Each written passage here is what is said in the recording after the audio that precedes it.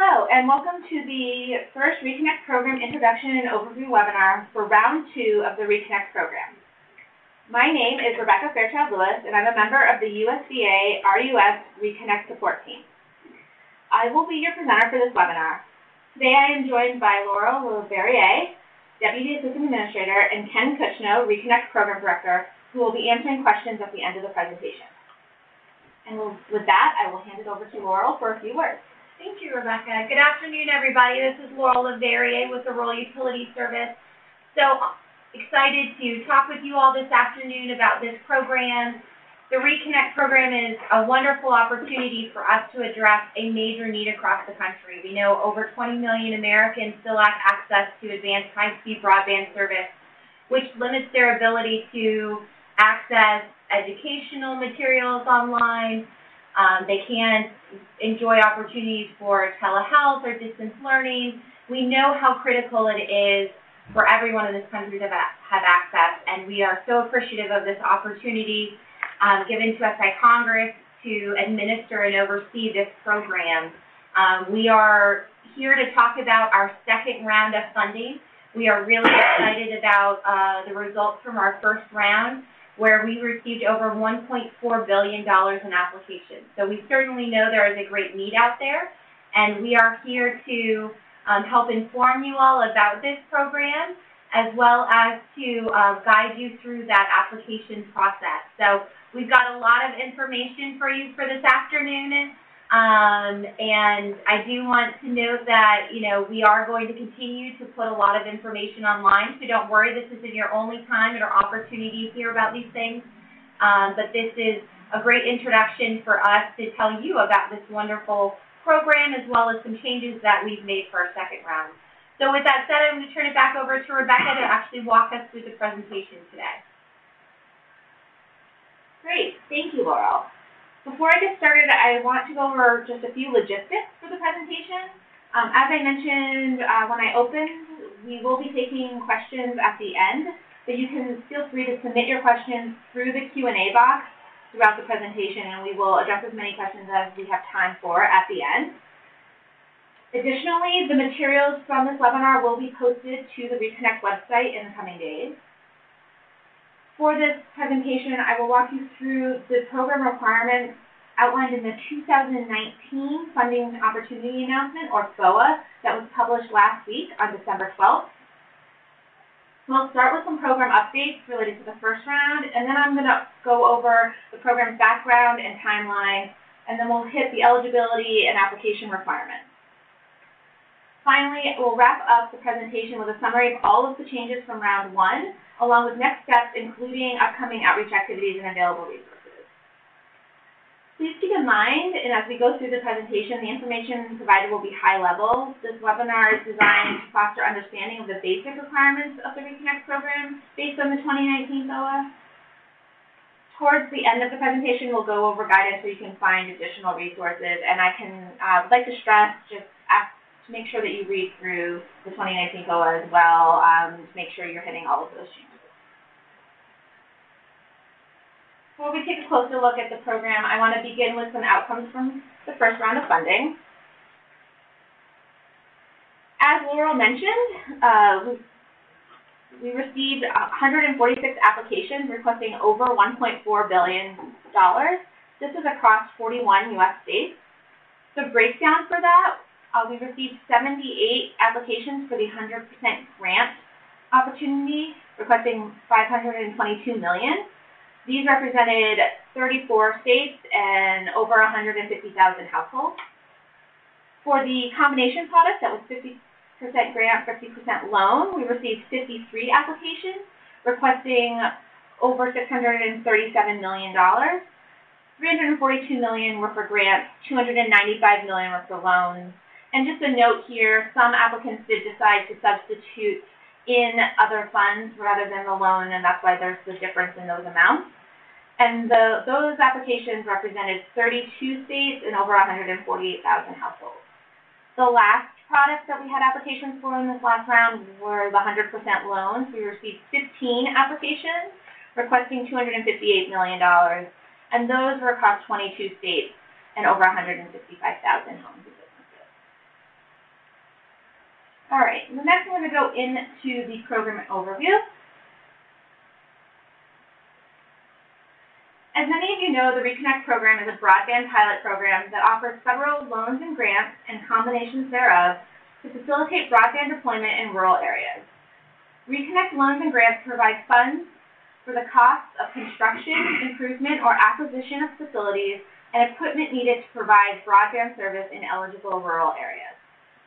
This pilot program will generate both private and public sector investment to deploy broadband infrastructure to provide high-level speed internet e-connectivity to many rural premises as possible, including homes, essential community facilities, and businesses. The mission of the program is to expand broadband service in the rural area without sufficient access to broadband. For round 2 of ReConnect, the same definition will be used as round 1, which defines sufficient broadband as 10 megabits per second downstream and 1 megabit per second upstream.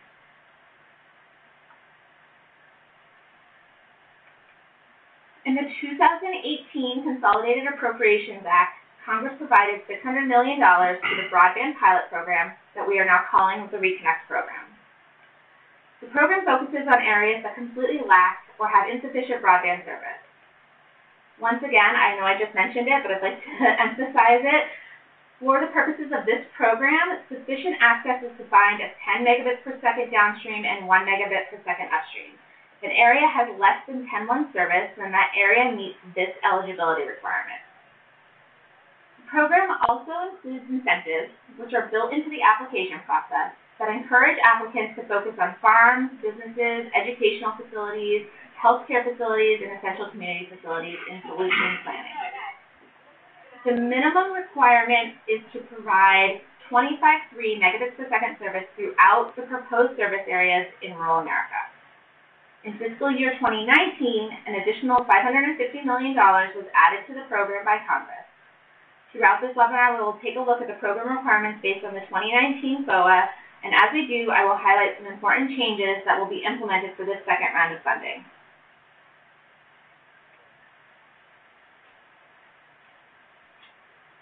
Really quickly, I want to go over the program timeline, just to highlight some of those key milestones related to the ReConnect program and important dates to keep in mind as we move forward.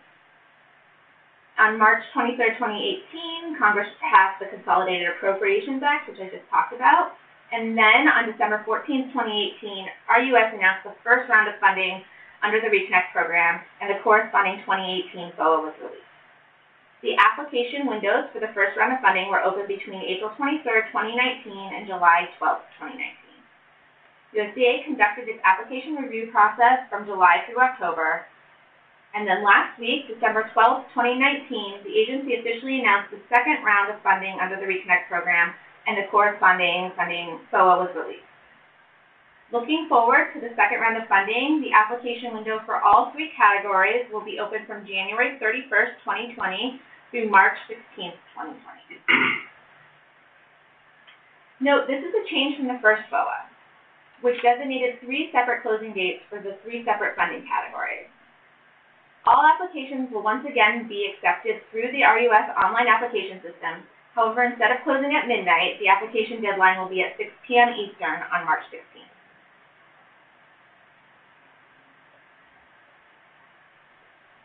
Now I'm going to take a closer look at some of the eligibility requirements and highlight key components of the application process for the second round of funding.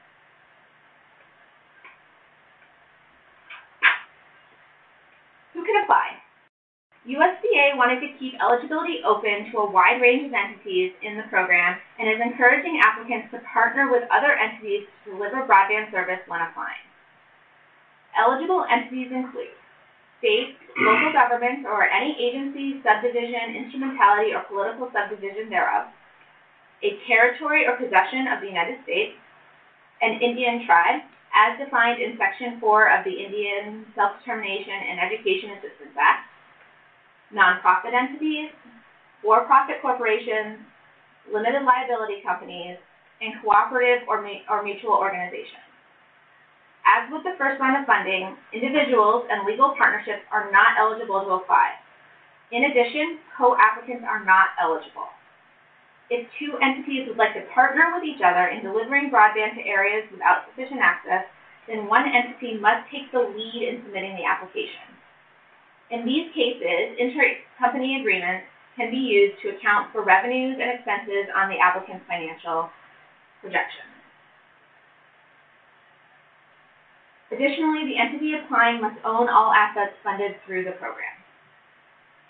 And then finally, because we received this question a lot during the first round of funding, I'd like to mention that ISPs and WISPs are eligible entities as long as they fall into one of the classifications previously noted.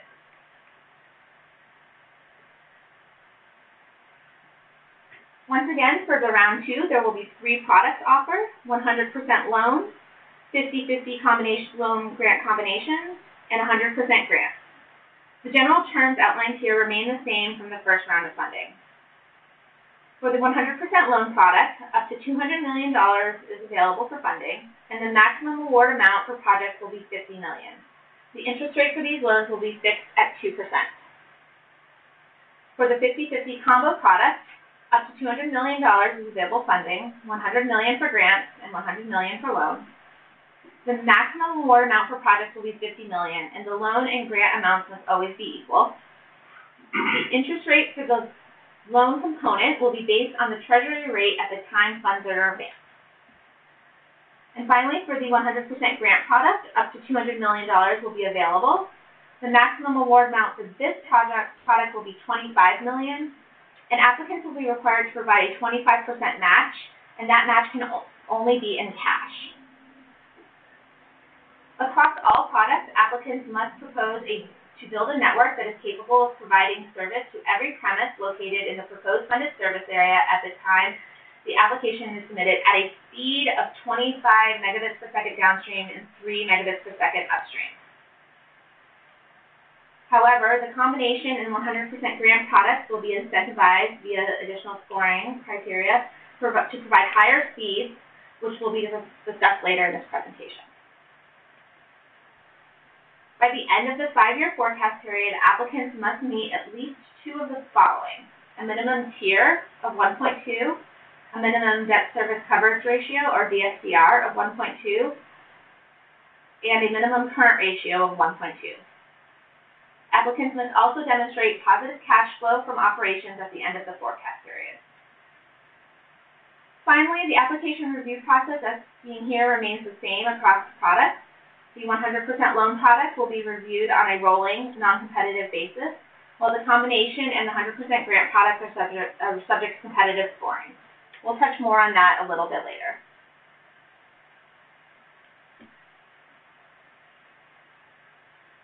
Similar to the previous BOA, the 2019 BOA requires applicants to provide the following information in order to be eligible: unqualified comparative audited financial statements for the previous calendar year from the date the application is submitted. Note, this requirement has changed from round 1, which required audited financials for the past 2 years. So for this round 2, it's 1 year. Applicants must submit a complete application, including all necessary supporting documentation. Applicants must provide evidence of timely build-out completion, meaning that the build-out must be completed within 5 years from the date the funds are first made available. The project must be financially feasible, sustainable, and proposed to offer a technically feasible solution. Specifically, the solution must be capable of providing the 25.3 megabits per second service to all premises in the proposed funded service area, and those plans must be certified by a licensed engineer. Applicants must provide service to all eligible service areas, and applicants must demonstrate that the service area does not have sufficient access to broadband. Finally, the project must be fully funded. Please keep in mind this is not a comprehensive list of application eligibility requirements. Be sure to review the 2019 BOA and the application guide for more information.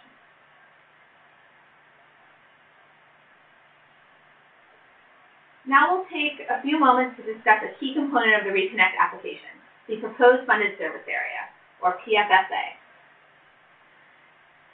The Proposed Funded Service Area refers to an area, whether all or part of an existing or new service area, where the applicant is requesting funds to provide broadband service. As part of the application, applicants will have to draw their PFSAs on the USDA mapping tool within the online application system. Applicants will also need to draw any non-funded service areas, or NFSAs, as part of completing their application. Applicants can utilize the eligible area map available on the ReConnect website to view factors of ineligibility. The mapping tool shows areas that are ineligible for a variety of reasons. However, applicants will have to do their own due diligence to ensure PFSAs meet all eligibility criteria. Please keep in mind, as you're reviewing the tool, the map does not identify areas without sufficient access to broadband. As with the first round of funding, PFSAs do not need to be contiguous. However, in the case of multiple service areas, each service area must meet the 10-1 eligibility requirement on a standalone basis.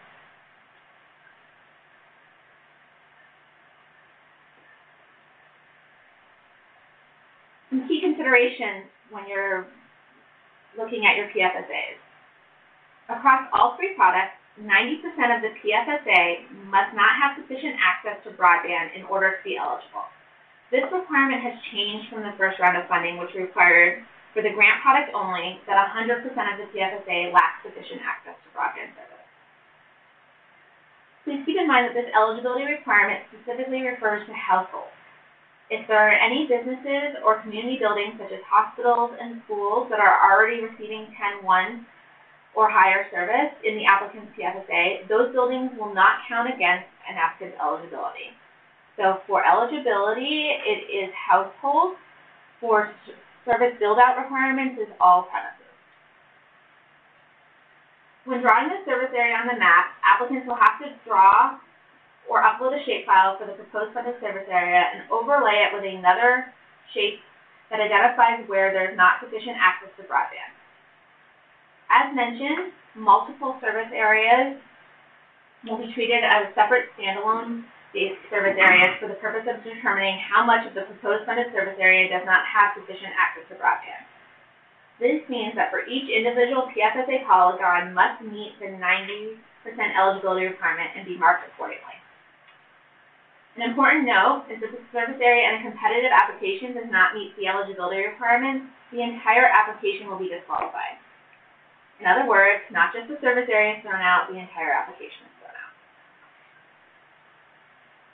To determine whether a service area meets eligibility requirements, USDA will conduct service area validation on applications, which we will discuss again later in today's presentation.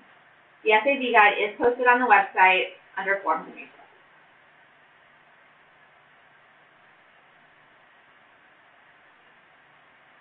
This slide includes an overview of the eligible costs associated with the ReConnect program. Eligible costs must be consistent with the cost principles identified in 2 CFR 200, Subpart E, cost principle. In addition, costs must be reasonable, allocable, and necessary to the project. Award funds may be used for the following purposes: for construction or improvement of facilities, including buildings and land required to provide broadband service, to fund reasonable pre-application expenses, which are not to exceed 5% of the total award. Pre-application costs must be incurred after the publication of the FOA, December 12, 2019, and be documented. An exception to this requirement is in the case that an applicant applied for funding in round 1. Pre-application expenses may be eligible for reimbursement under the second round of funding if the expenses support the round 2 application. However, RUS reserves the right to accept or reject expenses associated with round 1. Award funds may also be used to fund acquisition of an existing system that does not currently provide sufficient access to broadband.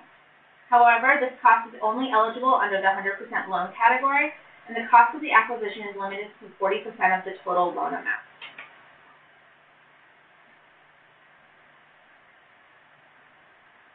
Next, we'll discuss some important considerations related to developing the network components of the application.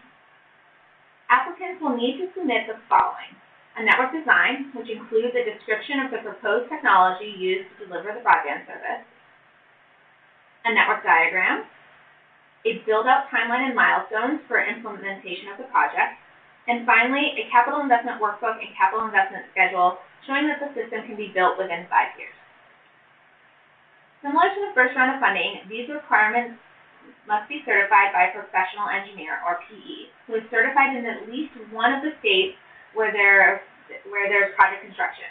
And the certification from the professional engineer must state that the proposed network can deliver broadband service at the required level of service to all premises within the PFSA. The ReConnect program remains technology neutral and only requires that the solution meet the minimum construction requirements of 25.3 to all premises. Please note, this is a high-level introduction of the network requirements. More information can be found in the 2019 FOA and in the application guide.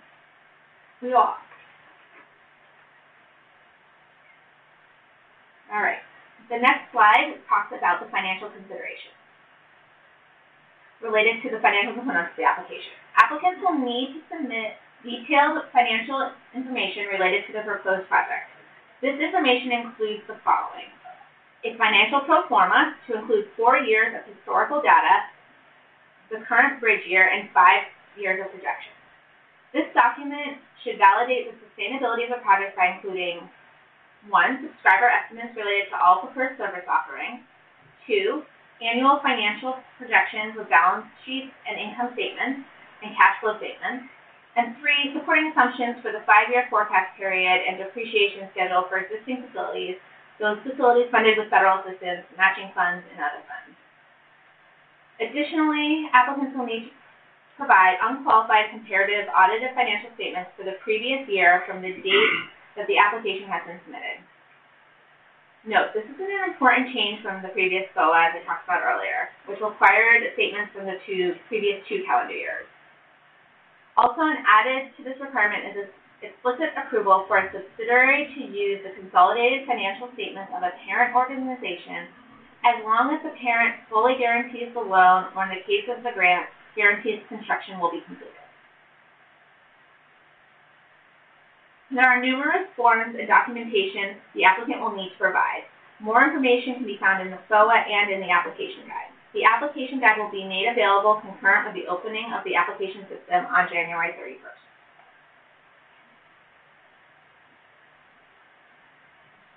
Now we'll discuss a few important considerations related to the environmental components of the application. Applicants are expected to design their projects so they minimize the potential for adverse impacts to the environment. When beginning an application, applicants should consider taking environmental scoping action sooner rather than later. To do this, applicants should identify the surface area of their proposed project and understand the environmental and historical research areas that their project could impact. Next, applicants should facilitate early consultation with resource agencies and identify if the proposed project will require new rights-of-way or if it can be built within existing rights-of-way. Additionally, applicants should determine whether the project service area will impact the native tribal land, protected farmland, or federal land. Similar to the 2018 FOA, the 2019 FOA requires that applicants comply with the procedural provisions outlined in 7 CFR 1970.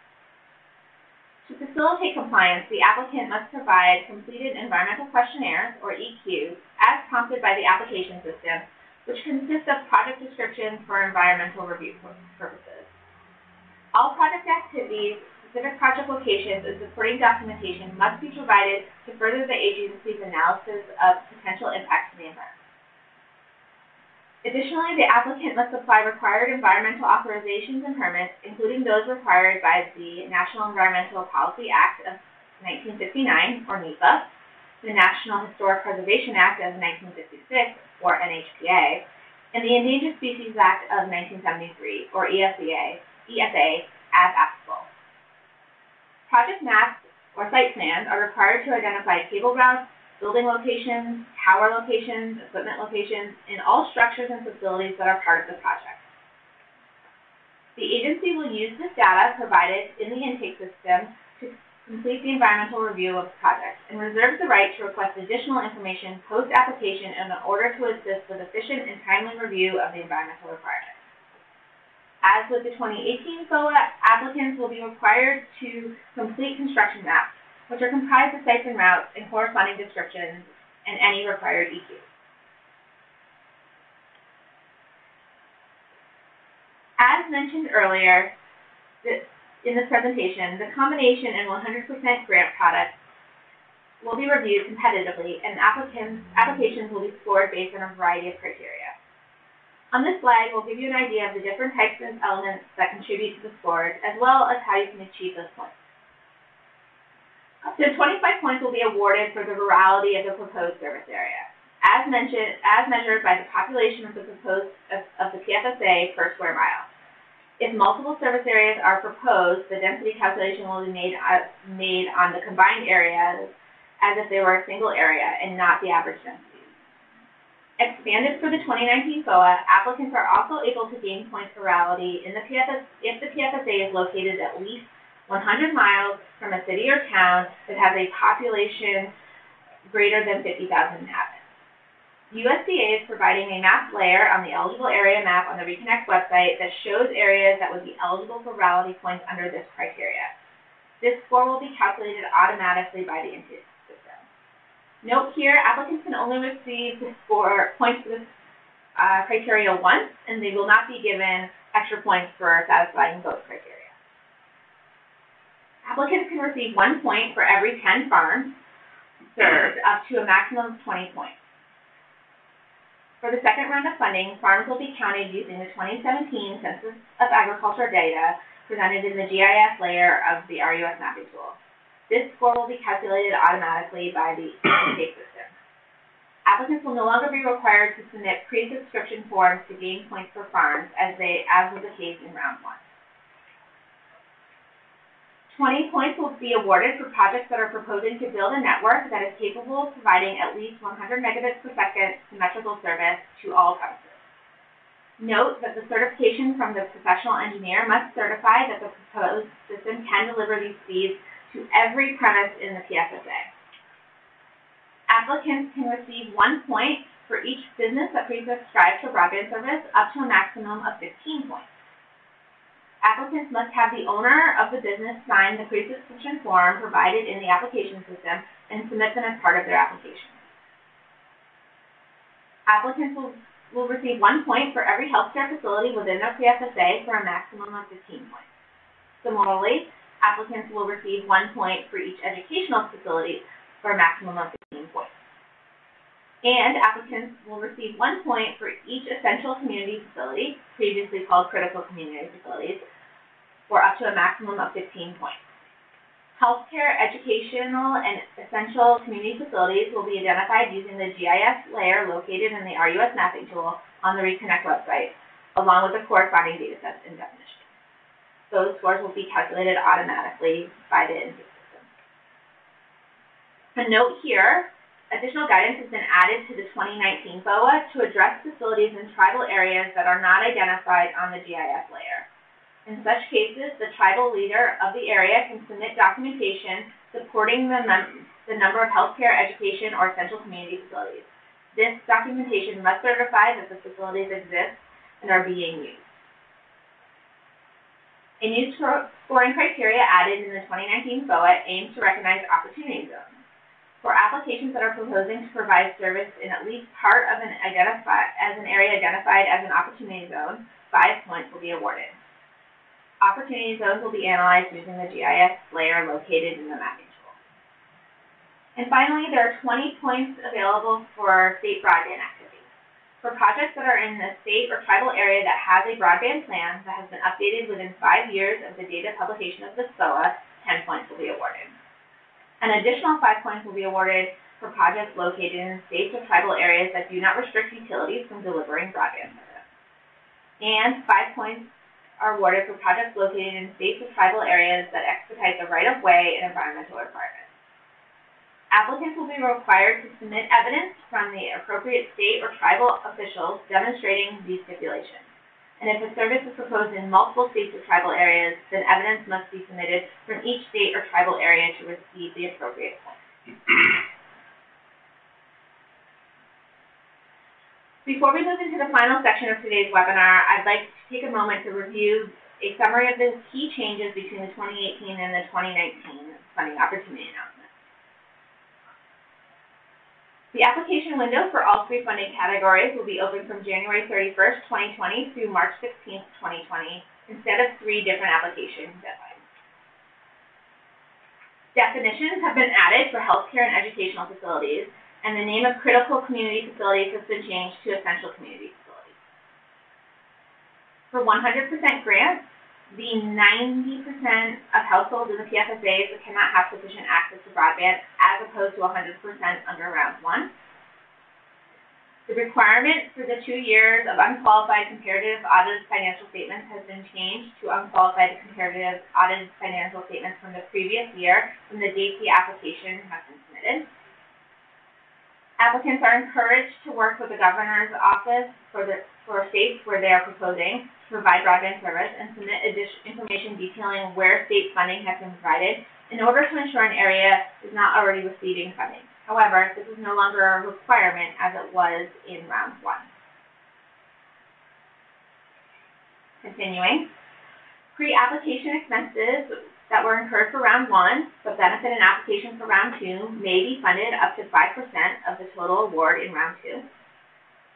Under certain conditions, a subsidiary can use unqualified comparative audited statements of the parent to meet certain eligibility requirements.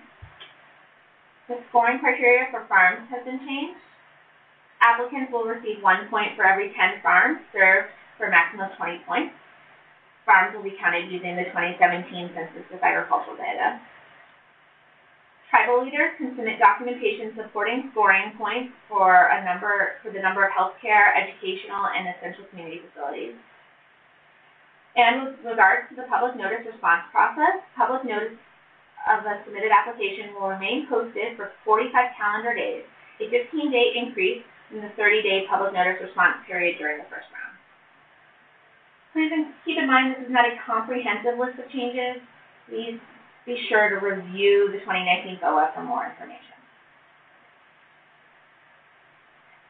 The final section of this webinar provides an overview of an application evaluation processes, key first steps to starting an application, and upcoming outreach activities, along with available resources.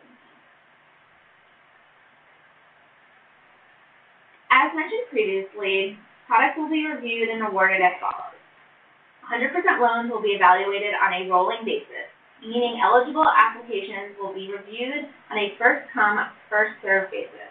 In other words, if 2 applications are received for the same PSSA, and both applications meet all eligibility requirements, the one that was received first will be awarded.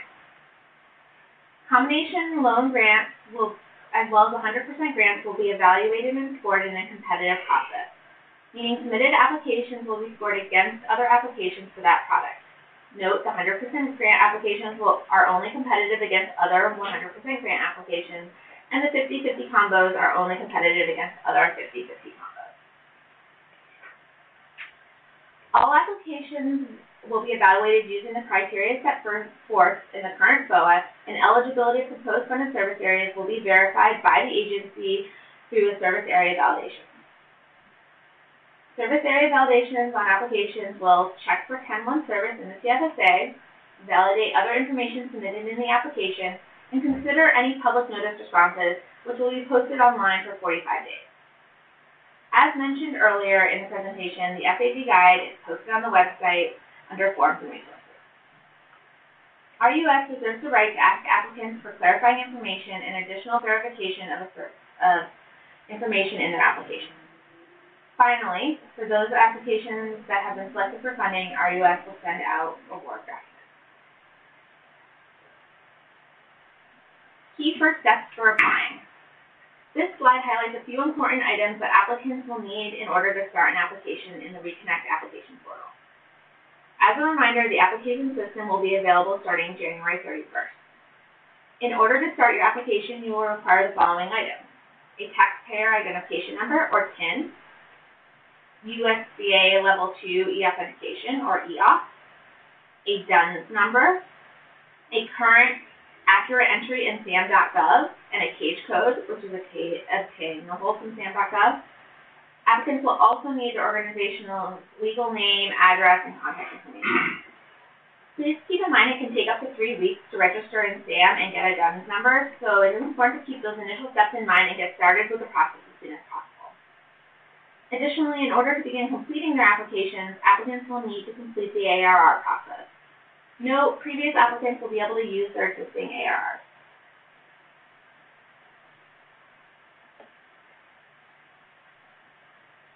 In closing, I want to mention some resources available for applicants. USDA Rural Development is providing resources and technical assistance to applicants as they prepare to apply for this round of the ReConnect program. The ReConnect program will be conducting workshops and webinars leading up to and throughout the application window. Dates and locations have not been finalized for the workshops, but they will likely take place in late January through February. To stay up to date on upcoming events, subscribe on the ReConnect website by clicking Stay Up to Date, linked towards the bottom of the homepage. Additionally, webinars will also be posted on those as we get those dates out. The ReConnect website is also a great resource. It contains program information, fact sheets, and technical assistance materials that can be used when developing applications. Materials are currently being updated for the 2019 FOA.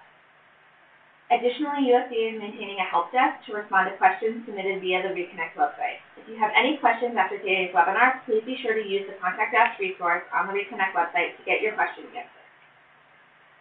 And finally, I want to mention that there are other resources available through Rural Development here at USDA, specifically the eConnectivity Toolkit, which came out of the Rural Prosperity Task Force.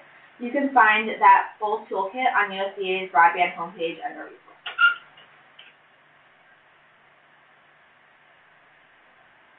This includes the FOA 2 ReConnect program overview webinar, and for now, we'll take a few minutes to answer some live questions. Please feel free to continue submitting your questions through the Q&A option, and we'll get to as many as we can as we go through, as time allows.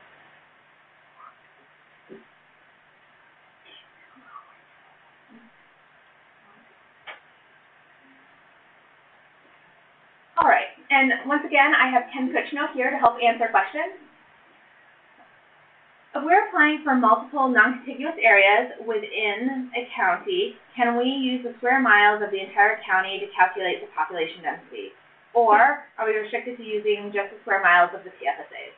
You are restricted to just using the square miles of the PFSAs. We made some improvements to the process from round 1, so it'll be much more accurate here in round 2, but it is only the square miles of the PFSA.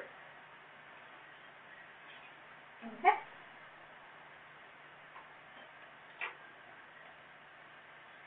Can a round 1 awardee submit an application for a different PFSA within its service territory? Yeah, round 1 applicants, round 1 recipients they can submit an additional application for round 2, but the area has to be in a different area than the area in round 1. Okay, so I think this question is in regards to ineligible service areas. Service areas of companies, the ReConnect program awards. Service areas of companies that received the ReConnect award in round 1 are not eligible for funding under round 2 under the SOA. Are round 1 awardees eligible for funding in round 2 in different service areas? So I believe you just answered this. Yeah, round 1 are eligible for different service areas in round 2.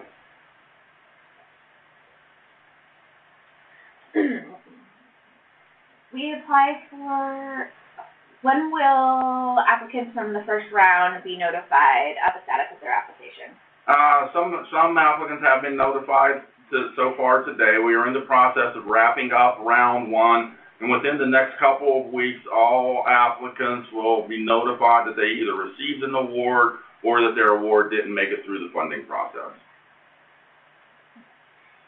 Is there funding to pay back fiber bills to companies who jumped in and have already finished their bill before there was funding? Unfortunately, there is no funding for that situation. As spelled out in the FOA, only construction started after an award offer has been made would be eligible for funding in round 2. Will an application that was not submitted but remained online with all documents be allowed to just finish up with that application and submit? Unfortunately, the system that's designed right now does not allow for that. Applicants that have started an application in round 1 will have to restart that application in round 2.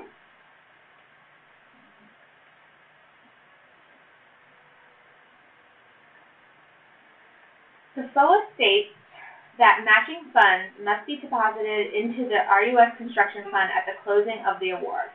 For a 100% grant application that contributes more than the required 25% match, does the applicant need to submit the required 25% match into the RUS fund or all of the applicant's matching funds.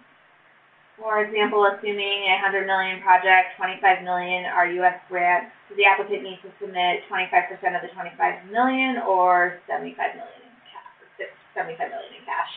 At a minimum, the 25% match would have to be submitted into the construction fund account. We would have to review the other purposes for the additional funds to identify the timing of when those funds would be needed, and we may have requirements that, additional funding be staged in over the 5-year construction period versus putting it all up front. A lot of that will just be determined as we review the application. So if you are in that kind of situation, please put more detail in your construction plans versus less detail. Why is the minimum speed to be considered unserved at 10.1 and not 25.3? Right now, we are still seeing a lot of areas in the country that do not even have the 10.1 service.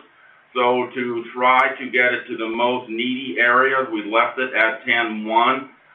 If applications come in, if we don't get sufficient applications to use the funding for 10.1, then we will consider, a higher limit in future rounds.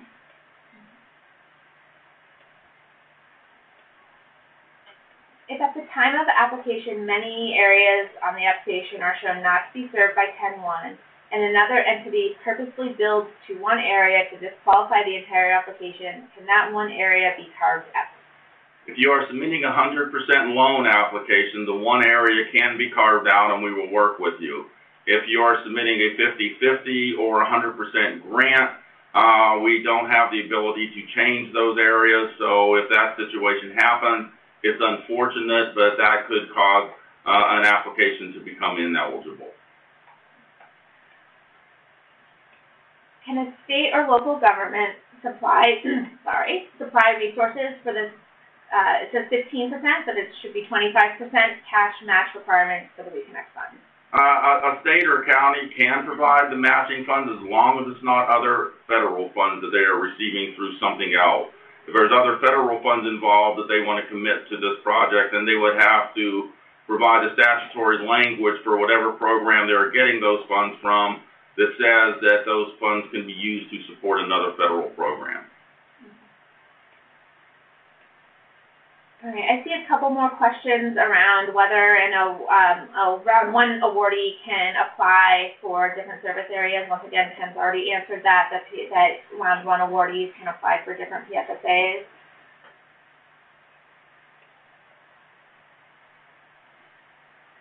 Give me 1 second as we're going through, getting lots of questions in.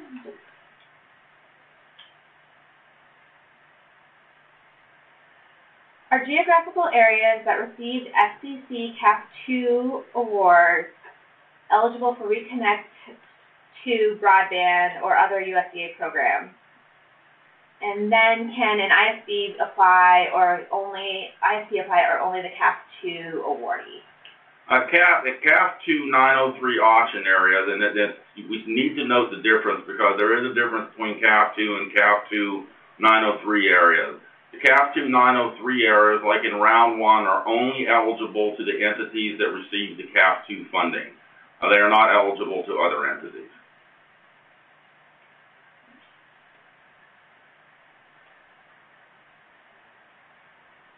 Are fairgrounds considered essential community facilities because of their public safety use? In the mapping tool, there is a GIS layer that has essential community facilities. So if it's in that layer, then it's considered essential community facilities. If it's not in that layer, for the purpose of round two, it is not considered an essential community facility. That's not to say it's not essential in that particular community, but we're going by the GIS layer for essential community facilities that's located in the mapping tool. And just to build on that, on the website, there will be definitions for all of those layers and descriptions of where that data came from as well, so you can review that. When are audited financial statements for the prior year required to be available? It may not be possible to have completed 2019 by 3/16 of 2020. Yeah, we understand that, opening this up toward, right after the start of a calendar year, with audits can be a problem. If you don't have your 2019 audit ready to go, we will accept a 2018 audit, but we are asking that the engagement letter for the 2019 audit also be submitted as part of the application. Will shapefiles be allowed for PFSA uploads? Yes, shapefiles will be allowed for PFSA uploads. Would note that each individual PFSA shape has to be uploaded separately. You cannot, if you are applying for multiple different PFSAs that are non-contiguous, those all have to be uploaded individually. They all have to be uploaded individually. That's the structure of the application system. We've had a lot of comments about doing that, so in the future we'll take a look at it, but for this round you will have to still upload them individually.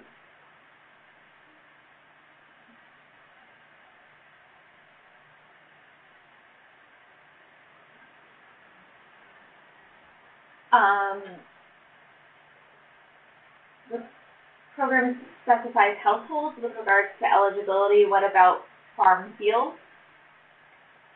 So I believe that this question is with regard to, for the eligibility requirements, it does count as households having access to the 10-1 service, whether they are sufficient access to broadband. Yeah, so per the statutory language for the program, we only count the household. So, a farm field is obviously not a household, so it won't be counted unless there happens to be a house in the middle of that field.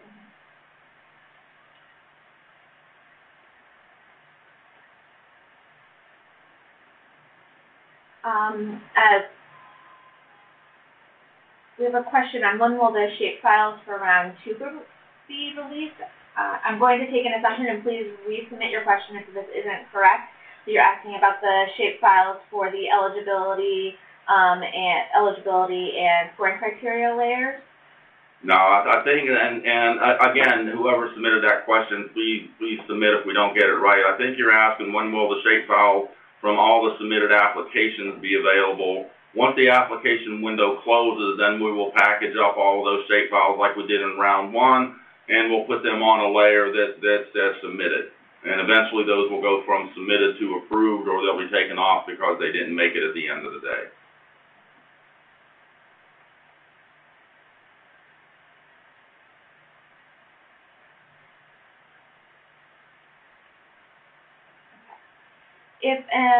If there are multiple non-contiguous PFSAs are identified, will all the PFSAs be considered under one application, or will separate PFSAs be considered under separate applications?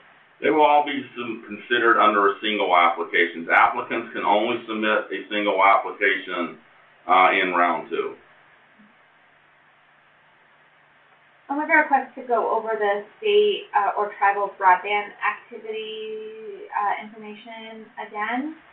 Can we let me do that? Or yeah, state and tribal broadband activity. What we're looking for is, what kind of activity is going on in that state. We threw tribal in there because the tribal areas are a little bit different than the state areas and are governed different. So we just wanted to make sure that we were providing the same capabilities to anybody that wanted to apply, but it would be coming out of usually the governor's office in the state, or the governor would set up a special broadband office, and they would be putting plans together to demonstrate, what they're trying to accomplish. And we would ask the same thing from the tribal areas, that the tribal leadership of that area, submit their broadband plans and explain how things are being implemented.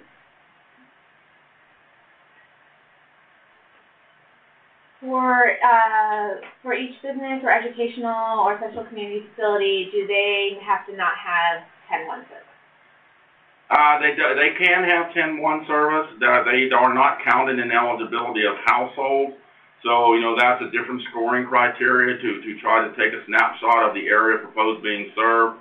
But if a business has 10-1 service, or a central community facility has 10-1 service, that will not eliminate that area. If households have 10-1 service, or the availability of 10-1 service, those areas will be eliminated.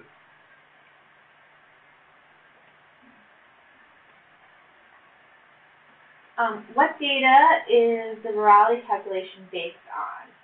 Reality calculation, if you go up to the mapping tool again, there is a layer in there that demonstrates, areas, 100 miles away from the city, but that's generally based on 2010 census data.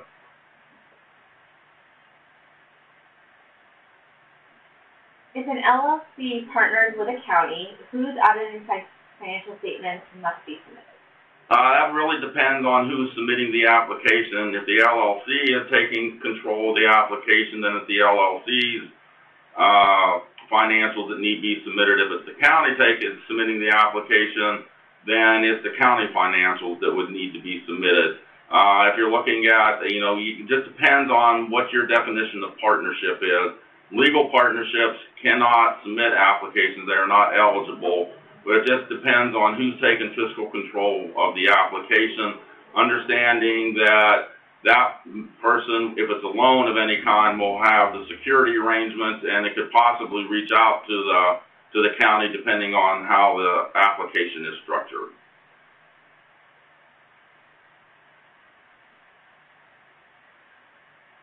For farms, is it based upon total farms for all, not all PFSAs? Yeah, when we count the number of farms in it, it's for all the PFSAs that are included in an application. So one PFSA could get 1 point because they have 10 farms, and other PFSAs could get additional points to push up for the. We will count the total number of farms in all of the PFSAs. For every 10 farms, they will get 1 point.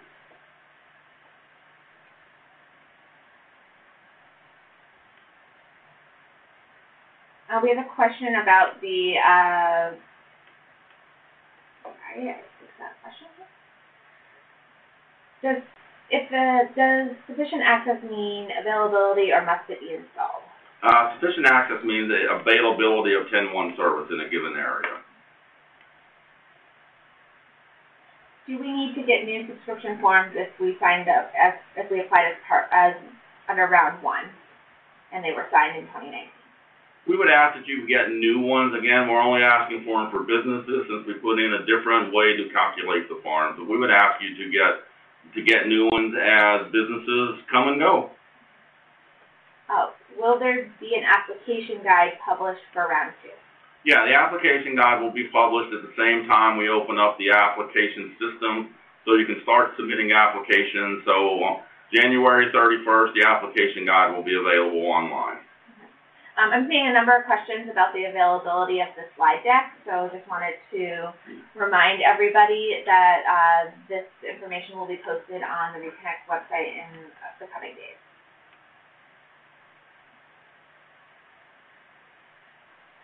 Can you please elaborate on the function of the bridge year?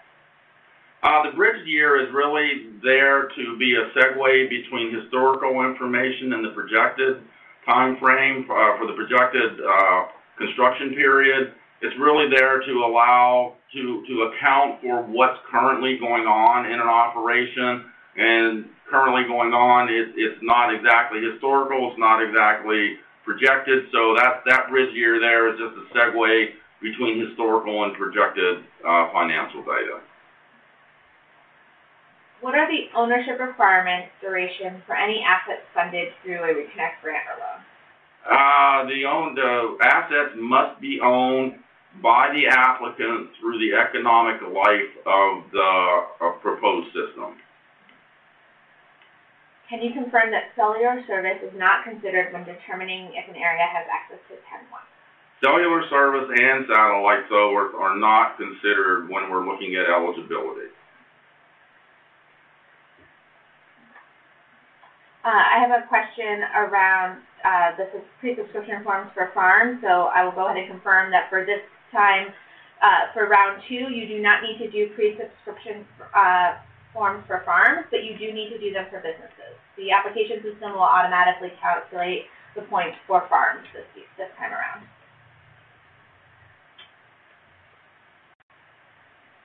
If a company is less than 1 year old, does it disqualify them? If you do not have financial audits either for 2019 or 2018, then you would not be eligible. All right, I want to recognize that we are up against the end of the hour. There have been a number of questions submitted that we were not able to get to. I want to kind of just direct people to the ReConnect website. This presentation will be posted there in the coming days. There is also the contact us, so the help desk. So if you have additional questions, please use that. We are responding to those questions and we're getting information out. We will be hosting more webinars. This webinar will be repeated one more time before the end of the year. In addition, we'll be holding webinars and workshops throughout January, February, and March. And with that, I'd like to thank everybody for attending and have a nice day.